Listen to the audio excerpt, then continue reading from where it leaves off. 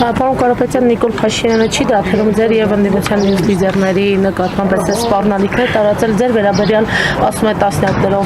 տասնամյակներով բանտում են լինելու ունե զրկելու է, ձեզ ինչպես եք պատկերացնում ձեզ ունե զրկելու այս process-ը, ենթադրում եմ, որ դա պետք է իրավական ինչ-որ process լինի եւ տասնամյակներով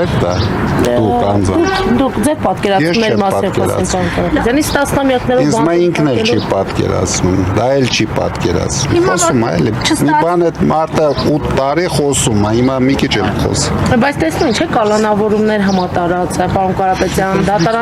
դատական համակարգը, դատավորները կալանավորում են։ Միայն դրանով իրենք կարողանում են արդարացնել իրենց ապօրինությունը, բժշկեն ժողովրդին, խապեն իրենց ստերով, ցույց տան, որ իրենք հաղթել են, իրենք լավ գիտեն, որ չեն հաղթել։ Պարոն Կարապետյան, դուք 340,000 քվե ունեք, ինչու այդ մարդկանց չեք գեներացնում դուրս գան փողոց, եթե կարծում եք ընտրություններն անարդար են եղել։ Բայց ինչ գիտեք չեն գեներացում։ Դա ուր է ընտրություններից անցել է արդեն։ Գեներացնելը դա ժամանակի հետ է կախված։ Կգեներացնենք մի օր դուրս կգան։ Այսպիսի կարծիքներ կան, ասում են գործարք է եղել այդ մարդկանց հետ, իշխանությունն է ասում, փողը վերցրել են, գնացել ընտրել են, հիմա ասում են ոչ մի կապ չկա այդ մարդկանց հետ։ Դուք հիմա ամենալավագույն լրագրողներից մեկն եք։ Կարող եք մեկ փաստ։ Դուք հիշում եք, ես ինչ եմ ասել, այդ ընտրակաշառքերով գոնե մեկ փաստ, այդ բոլոր լրագրողներով կարող եք հայտնաբերեք մեկ մարդ, ում մենք փող ենք տվել։ Թե ձայնագրությունները ձեզ համար ինչ-որ փաստ չեն, որ հստակ ձայնագրությունները ձեզ համար են անում, մեզ համար դրանք փաստ չեն, ձեզ համար հետաքրքիր է լսեք։ Բայց ձեր թիմակիցներից փորձել եք հետաքրքրվել այդ ձայնագրությունները են ու միջև այդ մարդիկ ովքեր են, ինչ են խոսում, ինչու են խոսում, այդ ինչ փողի թեմա է։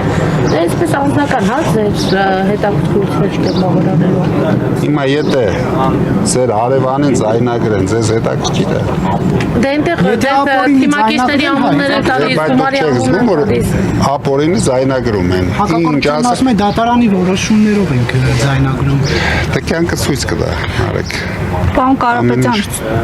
ամեն ինչ կհայտնաբերենք, բոլորը պատասխանատվության կենտարկվեն, թե ձայնագրողները, թե անողները, թե ընտրություններ կեղծողները, մի վռազեք։ Պարոն Կարապետյան, տեսեք, բացի են որ տեսակետներ են հնչում փողոցային պայքարի ունենային նպատակը, որ ընդհանուր առմամբ դուք կհավատայիք, որ թիվ 1 բարեգործը, որը նաև այս իշխանություններն չեն հերքել ժամանակին, ձեռք սեղմումով ամրապնդել են այդ փաստը, այս ոճով կկարողանային ուրանալ ձեր արածը երկրի համար, կկարողանային այսպես մոռացության տալ։ Իրենք ուրացան 10 միլիոն հայ ժողովրդի արածը, իմ արածը խիտ չպետք է ուրանան։ Նայեք ինչ վիճակի են գցել 10 միլիոն հայ ժողովրդի, 7 միլիոն հայությանը ամբողջությամբ կտրեցին Հայաստանից, 3 միլիոն հայության տանում են աղքատացման։ Հիմա ես մասնավոր անձ եմ, ինչի համար չուրանան իմ արածները։